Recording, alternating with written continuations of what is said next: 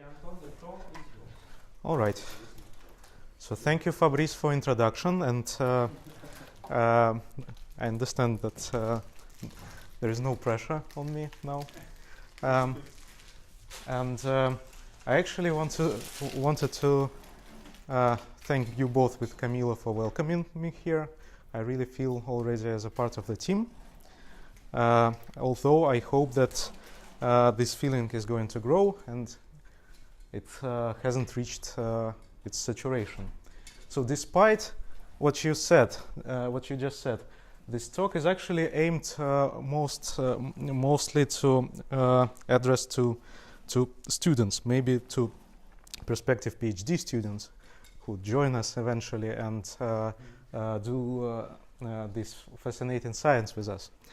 But of course, so because of that, the first half will be just a very brief introduction to microcavity polaritons, to the physics that we do, and then in the second half I will try to again give some brief overview of some recent results in physics. Done by me personally during my PhD. My PhD time, and so I tried to add some examples and derivations that you could actually follow, or at least try to follow to get to get the feeling that it's not very difficult. I would say that anyone could do it. So, all right. So to start, I will just describe the physical system where most of the new, with which we work basically. This is the microcavity. It is a structure formed by two reflectors. In this particular case, these are semiconductor Bragg reflectors that are grown fully as a whole crystal by molecular beam epitaxy. So it's the whole crystal is grown in a laboratory, and the size of it. So the size is actually of so it's a layered structure. So it consists of different layers with alternating refractive index, and the size of each layer is comparable to the wavelengths of light. So it's hundreds of nanometers, and the whole structure is therefore also thin. It's maybe less than a millimeter, the whole structure, or maybe some micrometers. The Bragg reflectors basically it's a resonator for light. So it's an electromagnetic Fabry-Perot resonator, and what it can do, it can absorb a photon if we shine light on one of the sides. The light can be absorbed in the form of standing electromagnetic wave between the two mirrors. So this is the distribution of electric field, absolute value. And so this is this we call the photonic mode, photon mode. Now, if you can also notice that apart from in addition to Bragg reflectors and the cavity between them, there are quantum wells, very, very thin layers, several atomic layers, in fact.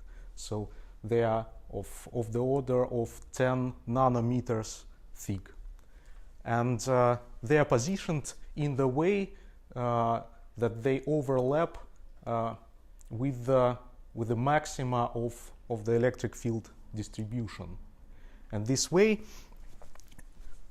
the photon, which is already absorbed between two mirrors, it can excite excite a new, well, an exciton in these quantum wells.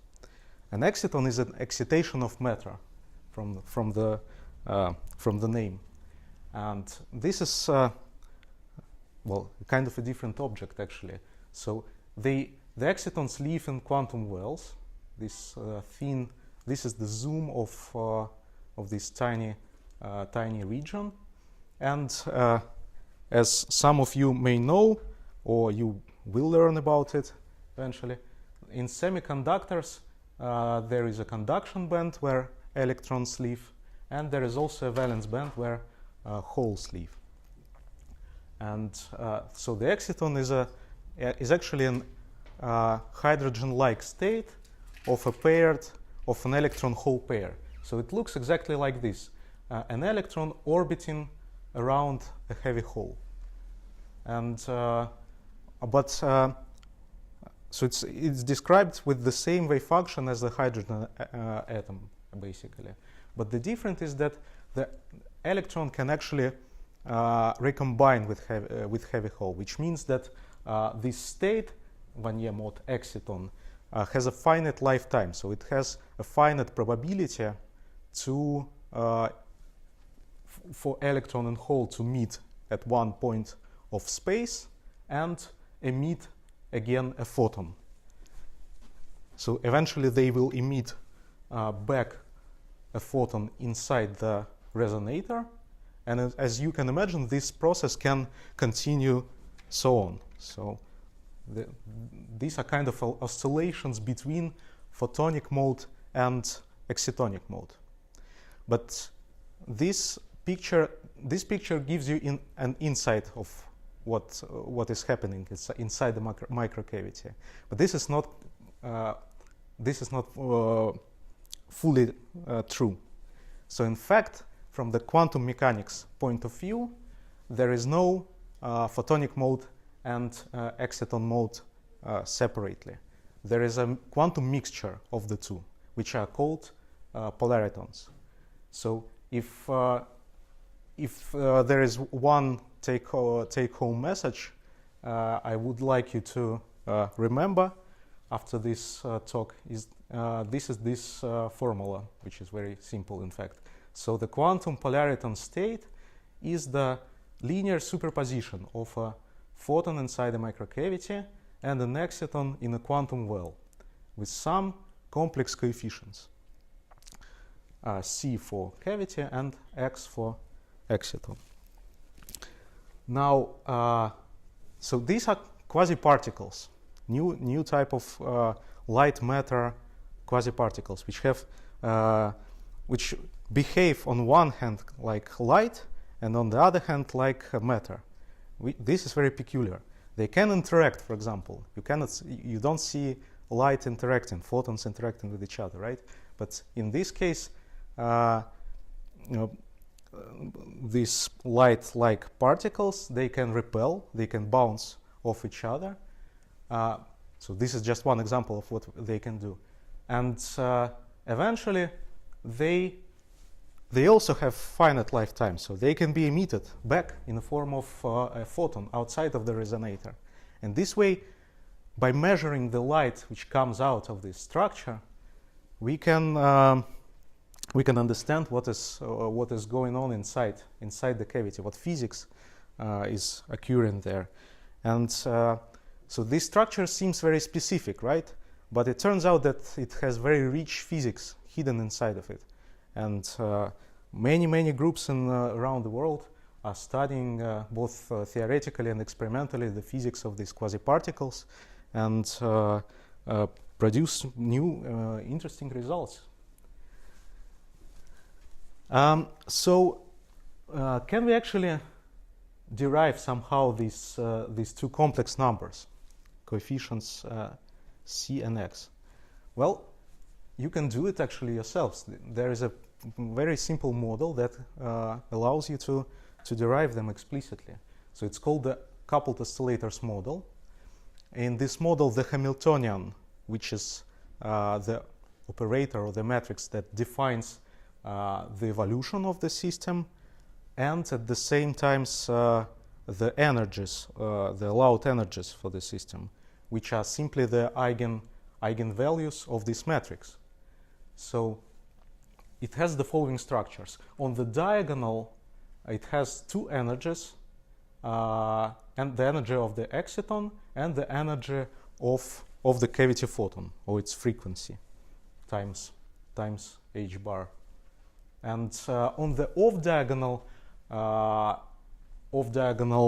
matrix elements are actually, well, these are called the Rabi energy. So these simply define the coupling between the strengths of the interaction of light and matter, treated as a phenomenological constant. Now, let's also introduce the dependence of the energy on the in-plane momentum. So remember that polaritons can propagate, can travel inside the cavity, along the plane. So they are described by in-plane momentum. And the energy would, of course, depend on this in-plane momentum. So first we need to understand how the diagonal matrix elements depend on this momentum. And in fact, well, this is quite tricky, but the energy of the photon depends in this way on the momentum. But what you can, so here omega naught is simply the resonant frequency of the cavity, and c is the speed of light. Now you can actually develop this expression in the vicinity of omega naught. You know how to do that mathematically, and where this expression is small compared to this one, you can develop it around its value and write the following. So it's approximately equal to this omega 0, omega naught plus some expression which looks very much like the kinetic energy of a massive particle with some effective mass, which I denote here as mc. And now if you substitute this expression for EC back to the full Hamiltonian and find explicitly the values of its eigenvalues, you get the two polariton energies, or actually the polariton dispersion energy dispersion relations, because they depend on k, on the momentum. And this is how it looks like. You can actually try to play with this model, with these formulas yourselves. So this is the dashed lines are the unperturbed energies of the cavity photon mode and the exciton. Well, you can say that on this scale the exciton energy is simply a constant. Now, so you can notice that this line is parabolic. It's a parabola. It's dependent on k squared. And once you turn on this coupling, this interaction between exciton and photon, you get the two resulting solid lines, which are called the upper polariton branch and the lower polariton branch. And you can notice actually that the splitting, the distance between the two lines, the shortest distance between them, is exactly equal to this value, the Rabi splitting. All right, so this is basically where polariton lives, the dispersion relation which they must follow. For example, in most of the cases we will deal with exciton polaritons which live on the lower branch. So they can be described by an effective mass in the vicinity of the bottom, but then the dispersion has some strange S shape. Okay, but what can we actually do with these polaritons? And I think the most fascinating effect which can be observed with them is the condensation of these polaritons.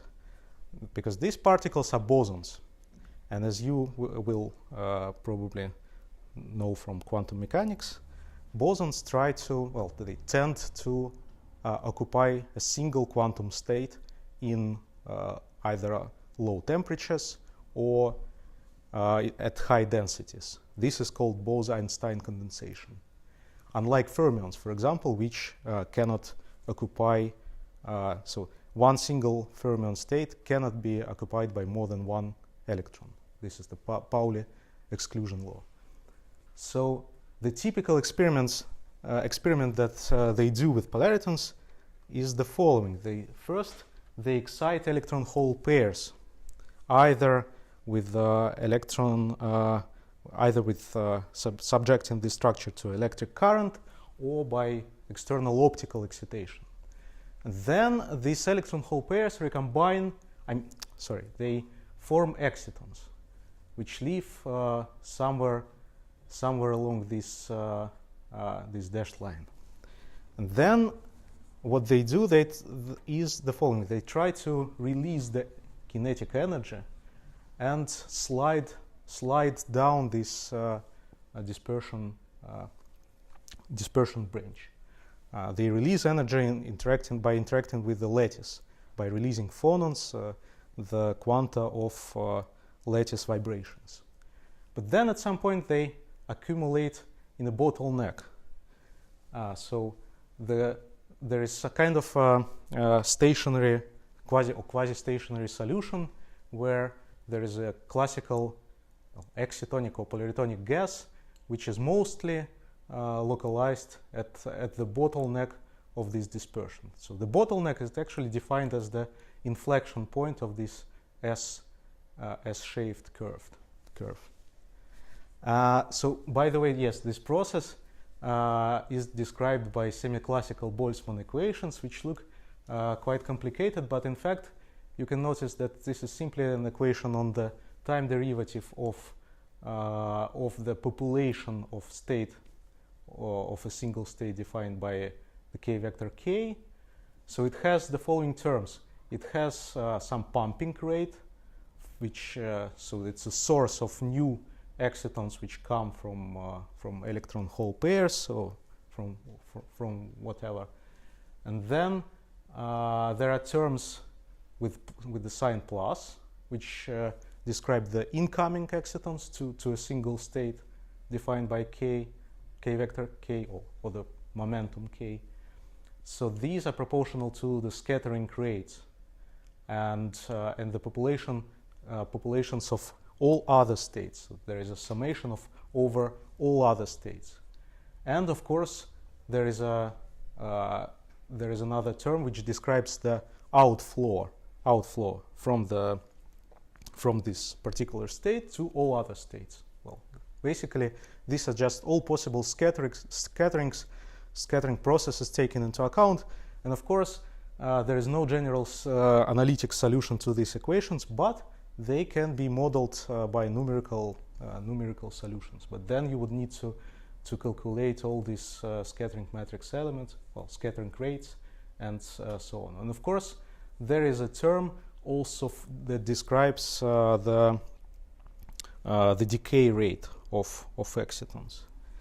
Now, at the final stage, when one increases the population and increases the pumping power, at some point there is a threshold where a single quantum state becomes macroscopically populated. So there is a direct stimulated scattering from the bottleneck region into typically the ground state of the polariton dispersion branch. And so this is where the quantum properties of these particles begin to manifest, because it basically shows that they are bosons, really, and it can be traced by the coherence of the light that they emit. Now, since it's a quantum state, it must be described also by a quantum equation, And this equation is basically the nonlinear version of the Schrödinger equation that, well, you already know it, or yes. With different notations now. If you could explain notation, clarify that UH bar is equal to 1. Aha, yes, I forgot, of course, I forgot the I. And time derivative, right? You know this notation? Yes, it's the time derivative. There should be I here, and so this is the second derivative of over space. So this term is the kinetic energy, and so unlike the linear Schrödinger equation, there is this interaction term which is non-linear. It is proportional to psi cubed, and in addition also, well, it's a generalized version of the Gross-Pitayevsky equation. There, in the general case, we have some terms which are proportional, which describe the incoming flow of particles into the condensate and the decay rate. All right, so this is what we basically do. We try to solve different versions of this Gross-Pitayevsky equation in different situations to describe different effects. And so this is how it looks in the experiment, actually. So this is the famous paper of 2006, where they first observed the condensation of BoseEinstein condensation of polaritons. So here the temperature was 5 Kelvin, and this is the spectral decomposition of the polariton emission in the vicinity of its ground state. And you can see that with the increasing excitation, one single quantum state becomes starts coherently emitting light. So it's like it starts behaving like a laser, but not a usual laser, a polariton laser. And so just to give you a picture, so BoseEinstein condensates were first obtained with atoms, but experimentally you need to obtain very low temperature, extremely low temperatures. So in the atoms at first was of the order of nanokelvins. Now it may be microkelvins, but still, you know what Kelvin. So it's close to the absolute zero, right?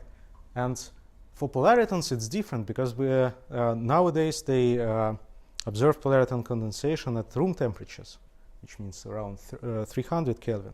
So this is a standard with a standard more or less equipment for the optical lab. They can observe the same physics as with very complicated equipment and temperatures below microkelvin. And this is how it looks like nowadays. So this is the cover of the book authored by Fabrice. And so these are not just drawings of some ancient race or whatever. These are actual wave functions. So this is in real space. This is the actual wave functions of the polariton condensate, a single quantum state. And this is for a physicist, this is extremely fascinating because, well, compared to electrons in atoms, right? The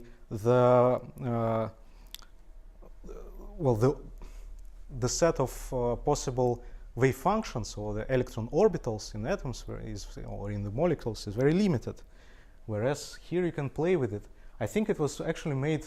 This picture was made by one of the students who had nothing to do in the lab and started playing with the equipment. And you can actually get a wave function of the condensate in a form of the letter psi, which denotes wave function, which is especially funny to my taste. So, all right. So just one more slide of the introduction for the sake of completeness. I didn't mention that they also have a fine structure, a spin structure. And you must remember that particles have spin, right? And in semiconductors, you remember that exciton is formed by one electron and one heavy hole. And so they have the following. They may have the following spin projections, spin states. So for the electron, it's either minus or plus 1 over 1/2, and for the heavy hole, it's plus minus 3 over 2. So if you combine all the options, you get 4 different spin states for the exciton: -2, -1, +1, and +2. Now the photon is a simple particle, a boson with spin 1, so it can have 3 spin states: +1, -1, or 0. And if we compare the two possibilities, you can see that they overlap in the 2 states. It's either -1 or +1. So the polaritons, when they start to, they can only mix the exciton and photon with these 2 spin states, +1 or -1.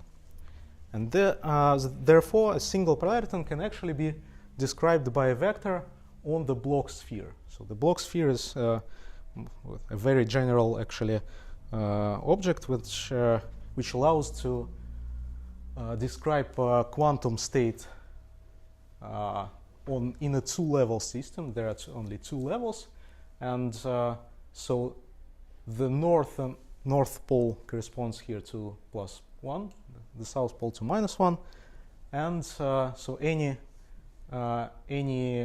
point on the sphere corresponds to some linear combination. For example, on the equator, it will be something like -1 plus 1 state.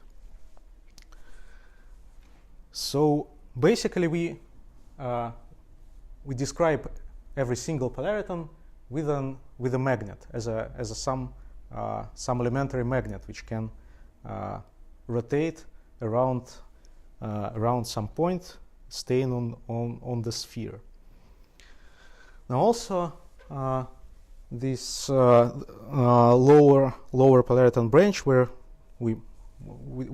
which we work most of the times, it has a fine structure, which means that it is, if you zoom in very closely, you can see that this one line is actually split in 2, and the 2 the real eigenstates are polarized. Well, they are given by the 2 different polarizations of the photonic mode, which are known as transverse electric and transverse magnetic. Well, this is basically a physics of a planar resonator.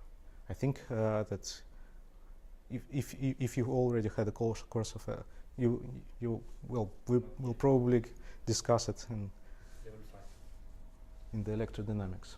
All right. So anyway, so this splitting can be actually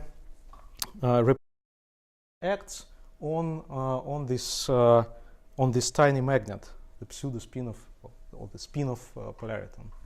So you can say that polariton feels the presence of a magnetic field, which in turn depends on the exact value of its momentum and on the direction of its momentum, actually. And it has this peculiar dependence.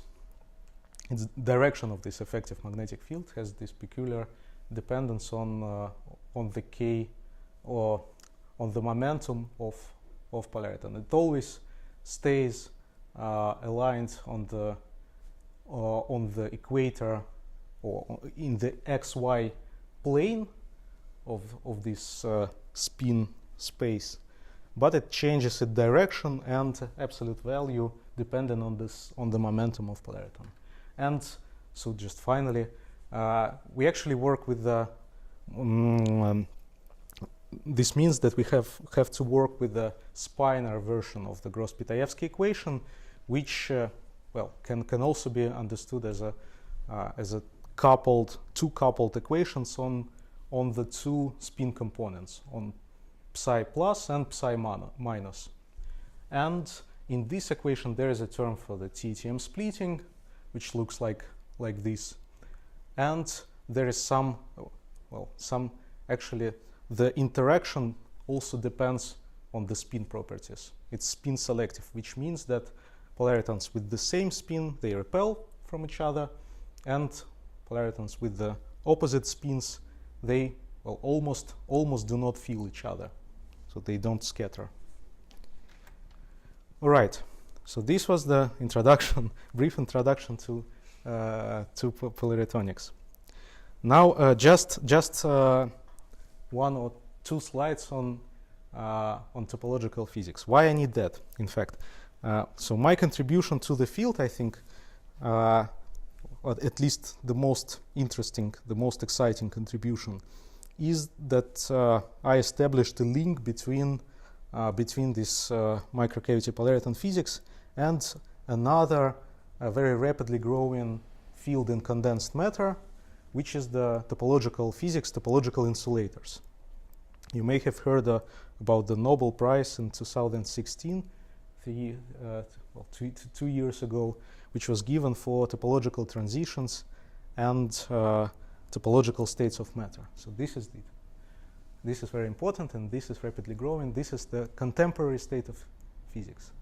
But in the beginning, actually, it started with a very simple experiment done by Klaus von Klitzing, this German experimental physicist who worked from the University of Würzburg, and he worked in Grenoble, I think. So he measured the Hall effect. Do you know what Hall effect is? So basically, he took a very tiny, very clean sample with a two-dimensional electron gas. So you can imagine that this is a metallic layer, but very thin, with electrons freely propagating inside of it. Then you apply a magnetic field in the normal direction to it. Then you also apply some electrical voltage, which means that there is a current of electrons flowing in the opposite direction. And then what you observe, the Hall effect, is consists in the following. There is some non-zero current which appears in this direction. It is still in the two-dimensional plane, but it is normal to the direction of current caused by the applied voltage. And the physical reason behind it is very simple. In fact, it's the Lorentz force, which makes propagating electrons turn to one or to the opposite side, depending on the sign of magnetic field. All right. So this effect was known for ages, but now what Klaus von Klitzing did, he actually took a very clean and good sample and applied huge magnetic fields, which means that probably he used superconductive magnets. I'm not sure, but I think that you need them to get 6 Tesla. And so what he discovered is that the value of Hall resistivity, well, this is basically the voltage divided by the voltage that you measure in this direction divided by the current in this direction. So this becomes quantized, which means that at high magnetic fields it behaves like a series of plateaus. And even more interestingly, the normal conductivity, so conductivity, which describes the relation between the voltage applied in this direction and the current, it tends to 0 in these regions. So, for example, in this region, the metallic layer that before it used to conduct electric current very well, now it becomes an insulator, for an electrical insulator. So the reason behind it can be actually described in a hand-waving fashion. So they say that the electrons inside the two-dimensional electron gas, they start at high magnetic fields, or quantizing magnetic fields. They start orbiting around fixed points in space. Therefore, they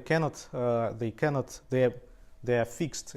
They pinned to the space, to the sample, and they cannot conduct electricity anymore.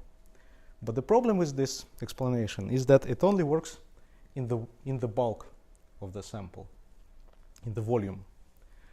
Whereas for the electrons close to the edge, you can, well, there is no space. There is not enough space for a full circle, for a full Landau level trajectory. And okay, so and it means that they can actually propagate, but they can only propagate in the vicinity of the edge of the sample and in only one direction. So they start this orbiting trajectory, but then they get repelled at the edge, repelled, and since the direction of the rotation is given by the magnetic field, then the direction of propagation is also given by the magnetic field, by the sign of it at least.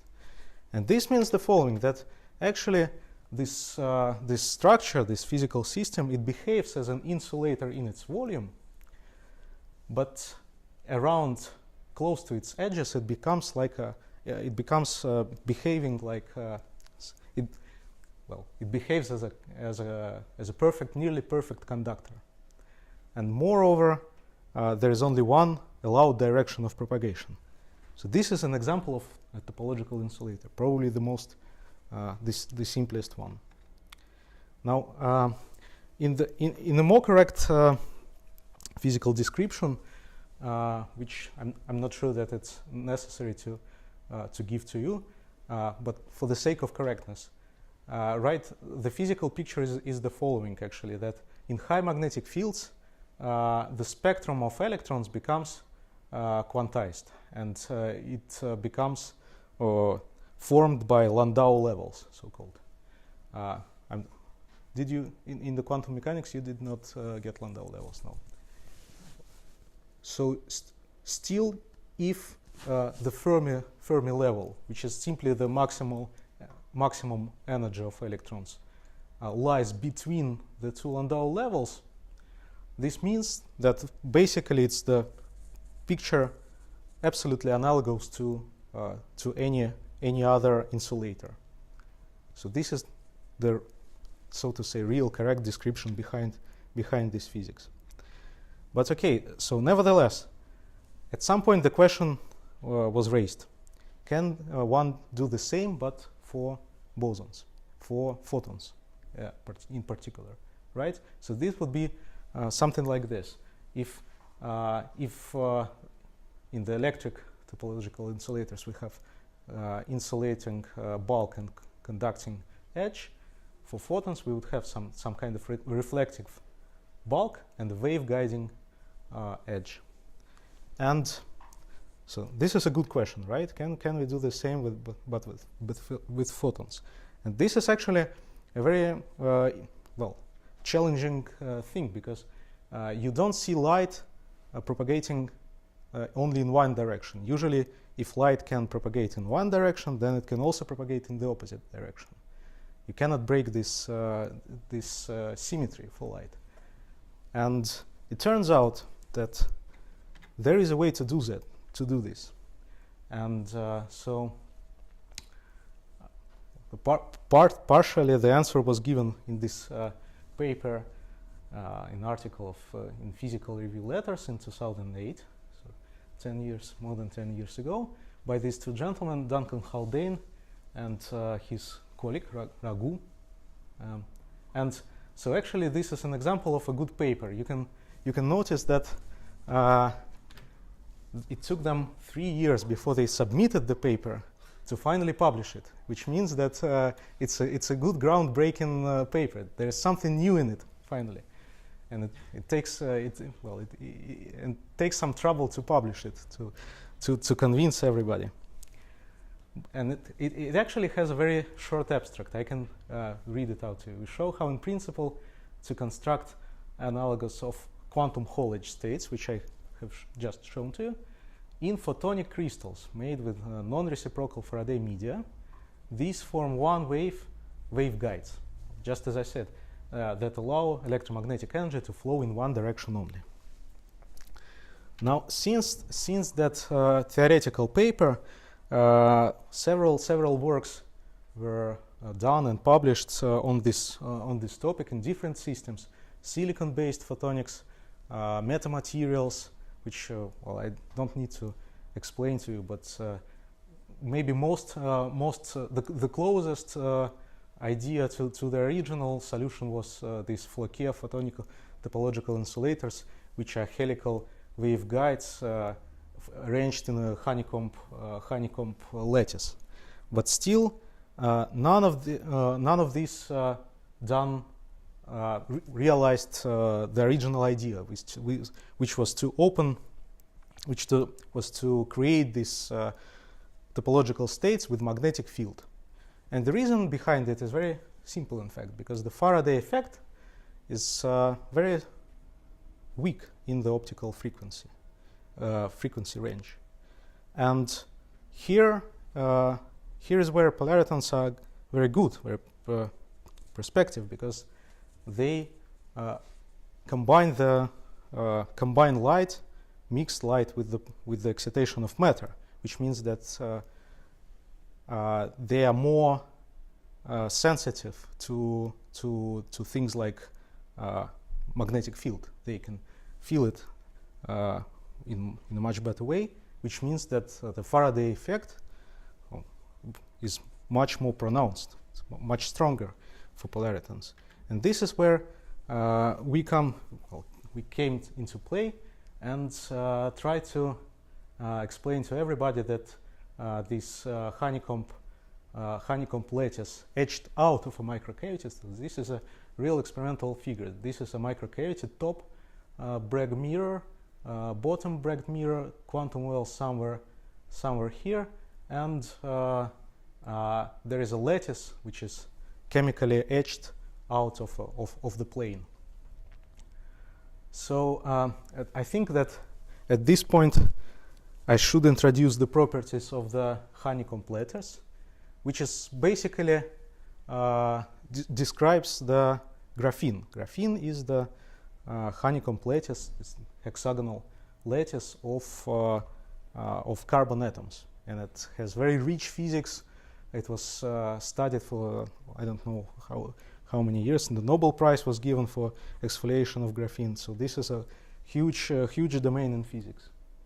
Now, it actually, in the first approximation, it can be described with a very simple Hamiltonian. Again, 2 by 2. So the basis for this Hamiltonian is the two sublattices, A and B, right? So there are two trigonal sublattices in this lattice.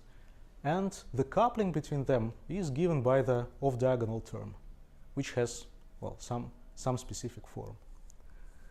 But essentially it's the same. You diagonalize this matrix, you find its eigenvalues depending on the k, on the momentum, which is defined in the reciprocal space, and you plot the energy dispersion. Well, in this case, it was plotted for electrons in real graphene, but it will be, well, we will show. I will just in a few moments show that it will be the same for polaritons too, and it has this very specific property. At some points of the energy dispersion, the energy dependence on the momentum becomes linear. So these are called Dirac cones. And it means that electrons in graphene behave very much like photons, or on the other hand, like very much particles from the theory described by the relativity theory. And so this is basically where all the physics of graphene stems from. Right, but I just wanted to show you that they also measured the energy dispersion for polariton graphene, and they demonstrated explicitly that the same.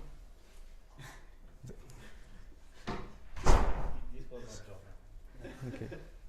The same happens here. If you look close close to these points, you can see that there is also a conical-like intersection of in the dispersion relation. So the same spectrum you get in the real graphene and in the polariton graphene. But this was already done. But so I decided to describe it with a very simple model, again a tight binding model, but accounting for the polarization properties, accounting for the TTM splitting, which I introduced before. And so I started with a very simple problem. So a dipole of two cylindrical microcavities, which can be actually described by this coupled model. So there is a double coupled potential wells.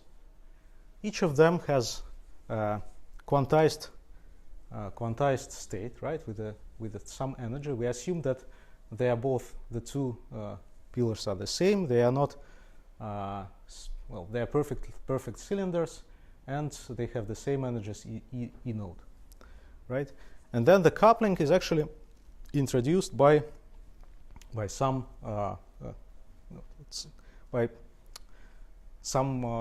tunneling rate. So there is some probability for polariton to tunnel from one pillar to another. But if you remember, there is also the spin degree of freedom for these particles, and you can notice that actually the effect of the splitting of the linear polarization can be understood in terms of two different masses for the TE and transverse electric and transverse magnetic polarizations, which means that basically you have two sorts of particles in two potentials which have different masses depending on their polarization. It can be either linearly transverse to the link between the two pillars or longitudinal. And it already means that the lighter particles would tunnel at more at the higher rate, which means that there are actually two coupling rates which describe the coupling between neighboring microcavity pillars. And the Hamiltonian for this system will be 4x4. It actually looks similar to this the 2x2 Hamiltonian with which we started, right? The basis here is the polariton localized states in the cavity A and cavity B in two orthogonal polarizations, longitudinal and transverse. And so on the diagonal there is one single energy, and the two cavities are coupled by this block 2x2 with two different coupling rates. And so again, you can diagonalize it, obtain the eigenstates, and so this is just the result of the experiments with these structures. You can, from the spectrum, you can deduce that there is some splitting of the polarizations, which can be obtained in the experiment. So I won't go into details here, but it was just to confirm that, well, this is not pure theory, that this was also confirmed by experiment. And so starting from this coupling model as a building brick, we can also construct the full Hamiltonian of graphene, of polariton graphene, where on the diagonal again we have the same old energy of the localized state. Now the basis is actually the sublattice is A and B, like in graphene, but in two different polarizations.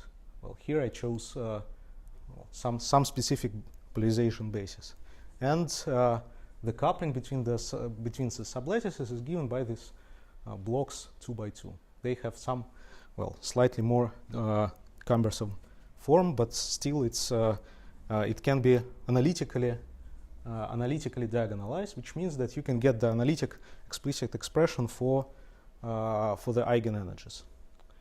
And moreover, you can develop it in the vicinity of the Dirac points where the most peculiar physics occurs. So I don't know if it's worth spending time explaining what these terms are, but basically you can just obtain 3 terms which govern the energy of polaritons in the vicinity of Dirac cones. And this is how it actually looks like if you try to plot all these terms. So this is the full dispersion. This is how the zoom, how it looks like in the vicinity of k points, so the Dirac cones. So it looks like it becomes parabolic instead of conical. But in fact, what happens if you zoom even more is the following: is that one Dirac cone splits into 4. So one stays exactly at the k point, and 3 more appear. And on the larger scale, it seems as the dispersion becomes parabolic, so it becomes described by an effective mass. And so we can also actually attribute the splittings in the vicinity of this peculiar point to some effective magnetic field. Remember that I told you that the TTM splitting can also be represented in the form of some effective K momentum-dependent magnetic field. In this case, its structure is slightly more difficult. You can see that in the vicinity of gamma point, it behaves exactly as a standard TTM splitting. But in the vicinity of K point, it looks more like a Dresselhaus field, well, which is another type of spin orbit interaction in condensed matter. But the point is that it has a gauge field character. So, this is also something that sounds probably not very. Do you know what a gauge field is? No. But I guess for well, I know. You don't see it yet with them. Okay, so what's important that this is something new. You cannot easily get a gauge field for photons, and you need to invent something. And this is the case where we actually by chance realized example of a gauge field for polaritons. And so this gauge field can actually be manifested in the form of it can manifest itself in the following experiment, which we simulated using the Spiner-Gross-Pitaevsky equation. I think in this case it was actually linear, so it's a Spiner-Schrödinger equation with some external pumping, right? So the driving field that injects polaritons, and so you can see that there is the TTM splitting term. There is the potential, which has the form of a lattice, which simulates the honeycomb lattice, and there is a finite lifetime and the kinetic energy.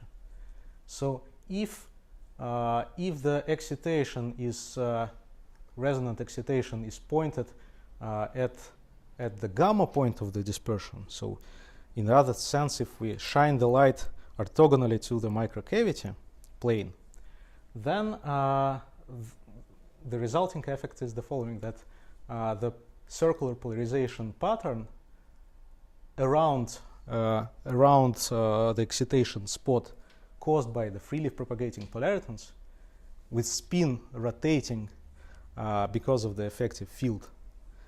It has four patterns, which is standard for TETM splitting. But what's important is that if we shine the light at some special angle corresponding to the K point of the or Dirac point of the polariton lattice, then we get two patterns. This is the characteristic for gauge field, and this picture was on the cover of this journal Physical Review Letters. So now so we described the polariton Hamiltonian in accounting for the TETM splitting. But what we need to add to this system to actually get topological states is the magnetic field. And the magnetic field can be added into the Hamiltonian in the form of Zeeman effect. So it just splits the two circular polarization energies in because of the two diagonal terms. So within every sublattice, the energies of states with spin up and spin down are split with some diagonal matrix element delta. And delta and minus, they have energies delta and minus delta. And again, we can diagonalize this Hamiltonian and plot the spectrum. And the spectrum looks like that. So there is the dashed lines are the spectrum, the energy dispersion where the magnetic field is 0, with delta is 0, and the solid lines is where there is some non-zero magnetic field. And you can see that there is an energy gap present in the spectrum, which means that this structure starts behaving as a photonic crystal with a gap in energy, basically. So no polaritons with energy within this gap can propagate in graphene. So this state is forbidden. The states with these energies, I mean. Now, what it means? It becomes clear if we calculate the spectrum of a finite size structure. So I won't give you the Hamiltonian of a finite structure. So this is for an infinite structure. But still, you can do the same, but calculate it numerically. Plot using all the spectra of allowed energy states, and it turns out that this represents the same energy gap as in the spectrum of an infinite structure. But in addition, the effect of the finite size adds the following. It adds actually two pairs of edge states. With color here, I plotted the degree of their localization to one of the two edges of an infinite structure, right? So this structure is infinite in this direction, but it has a finite size in this direction.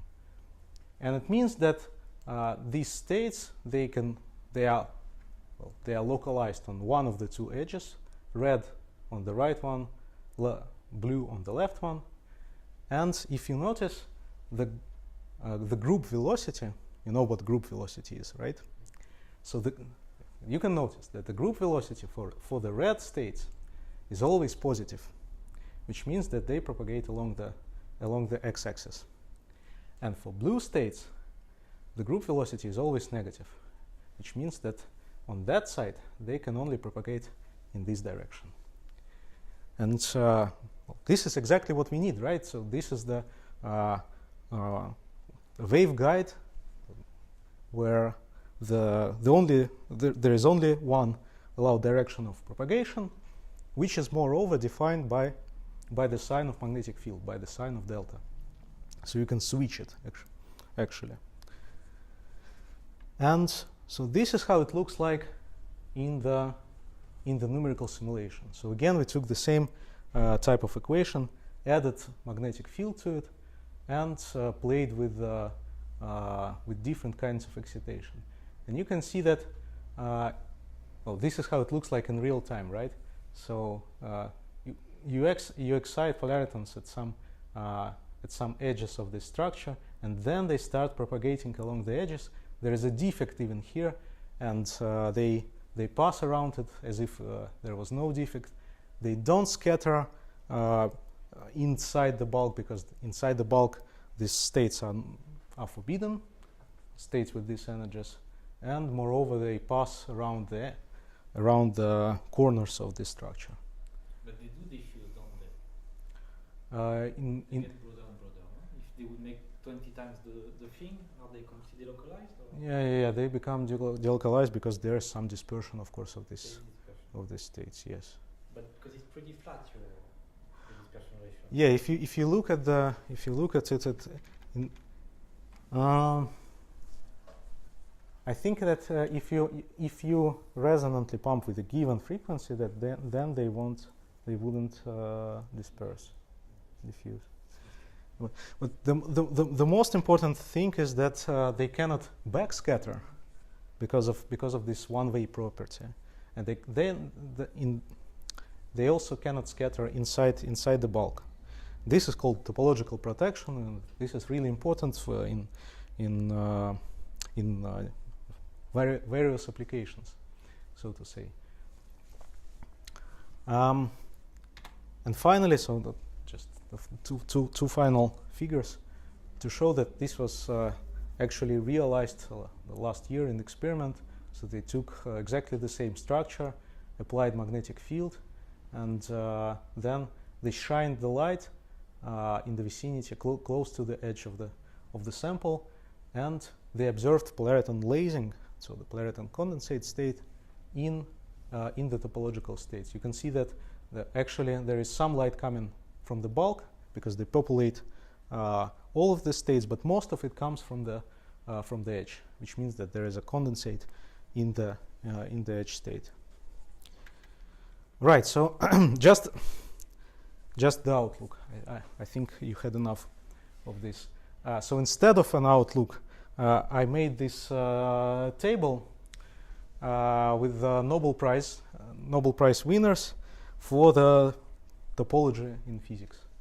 So the rows are fermions, electrons essentially, and bosons. And the columns are single particles and many-body theory. So first comes the Klaus von Klitzing for his discovery of quantum Hall effect. Then it was actually discovered that some of the plateaus correspond to fractional charge, and this was called later the fractional quantum Hall effect, and it was theoretically explained by these three gentlemen, Laughlin, Storman, and Tsui, and they got their Nobel Prize in 1998 for discovery of fractional quantum Hall effect. Now, this part is tricky. Of course, there was no Nobel Prize for topological photonics, but still, one of the three gentlemen that received this, that won this Nobel Prize 3 years ago, one of them was Duncan Haldane, who contributed to topological photonics, and in general, it was given for topological phase transitions and topological phases of matter in general. So it covers many subjects, of course, fermions as well, but also the bosons. And there's one missing piece for the many-body extension of the theory, which I basically explained for bosons. And so who knows who gets it? But I think that it would there is a high chance that it would be someone working in the field of polyretonics. So that so the take-home message, another take-home message is, if you want to win a Nobel Prize, then come and join our lab and do physics with us. So yes, with this I want to thank you for your attention. Okay, thank you very much. Despite he said he was for students, he was really advanced. They won't freak out if you understand. Very little, but some things we understand. Yeah, this dispersion relation of the energy is related to the frequency is related to momentum. This we know very well. Yeah? And we see that it's central to most of the stories. So I'd like now that you take the chance, because you've been shy during all the sessions, so it's very good. Take the chance that you ask questions on whatever aspect you kind of grasp. You get the inside there. So ask questions. Actually, more than for you, that would be useful for Anton. So this is feedback. Yeah, how clear it was what he said. Well, I have a question. It was on one of the earlier slides with the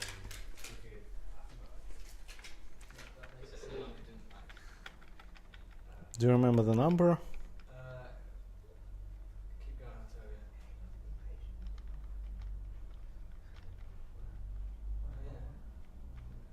Here it is, yeah. And when it was emitting photons, I'm wondering if that generates much heat at all when it does this. So when it emits a photon, Yeah. the energy of this process is conserved. Okay. So the whole energy that was stored inside the microcavity in the form of polariton is emitted in the form of photon. It can be absorbed later in the form of heat. This comes later. What can generate heat, on the other hand, is the recombination. Well, there are other processes, so to say. This is not the only allowed process. So, for example, it can emit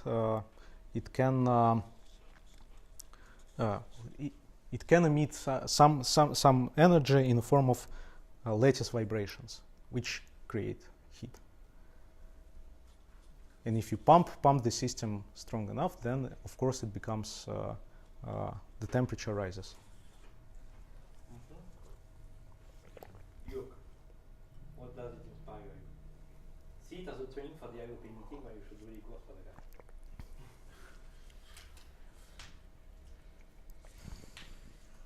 It's a lot to take in.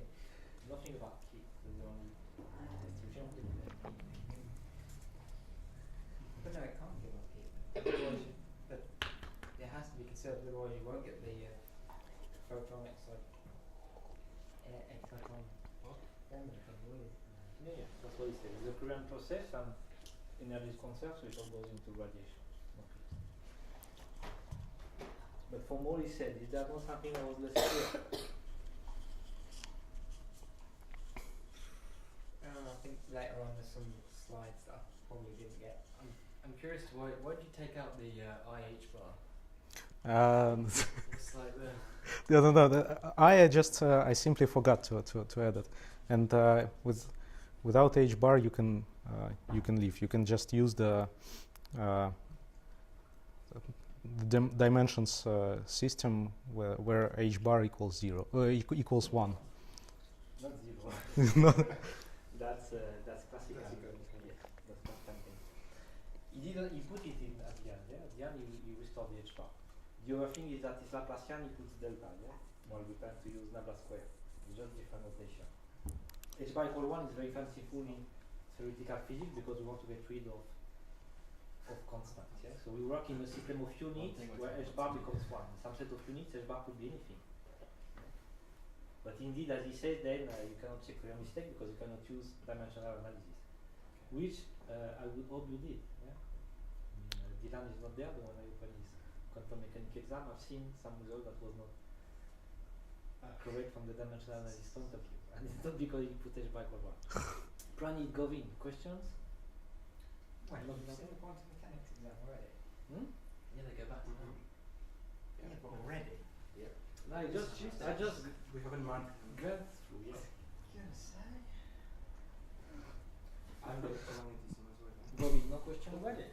No feedback? Actually, now you say already. Yeah, but that was like earlier. That's like Yeah, that was this That was this morning. morning. yeah. Already? How familiar is it as compared to what we do in class? One thing, if you are nasty, you could say, but you call it Gross-Pitevsky, but actually, it's non-interacting, no, your stuff.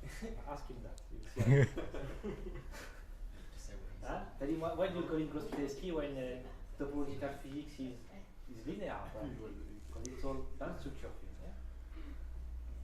Oh, I have a question. I'm all right. So this is like, I guess, a running question in the physics. Do you prefer cats or dogs? Okay. Oh, here we go. Cats, of course. Why? Oh, what? That's mindful. That's good. That's specific. Okay. Unza, question, comment? It's not. It's not as off the wall as hers, but not quite as objective as his. In any industry, is there a big current use for the topological conductors? This is the most trickiest questions that one could imagine. Well, and he asked it. And I don't know how to answer it. There are, of course, some ideas how to implement this. For example, one idea that we could think of is the optical isolator. For example, you know that there are optical cables that deliver internet, right? And they are extremely widely used. But there is a problem that actually the signal that goes in one direction, it gets retro deflected, deflected, and so there is some back scattering, back interference. So you want to get rid of that, and one of the ways to do that is to use magnetic field, use these one-directional wave guiding systems to get rid of the back effect.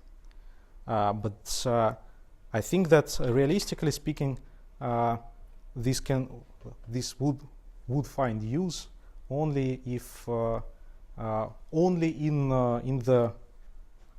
nanophotonics, in the computing with photons, optical computers on chip, where we finally replace all the electronics with photonics, which is in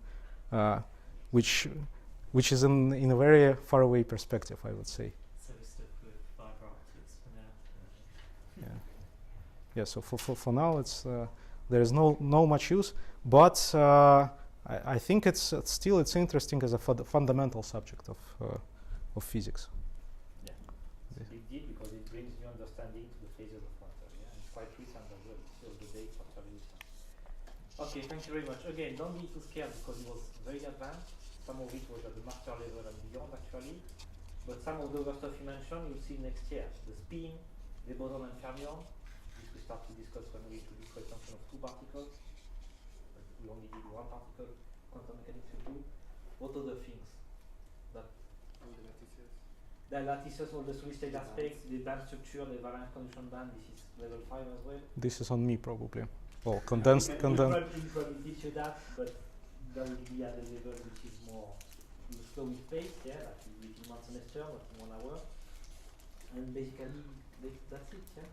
The idea of this seminar is that to get with idea or perspective or background of what we really do, what he really does as a living, yeah. What gives him his kick outside of the teaching. And for you as well to see that what you learn in the lecture is actually of practical importance. You see, the cover of this physical review lecture, which is a top domain in physics. So everybody is very impressed by that. Okay? So if you want to show off and impress your friends, what to tell you in class is useful. Okay, so that closes the seminar. Thank you for coming and look forward to see Anton next year. Yeah. Hopefully at level 5.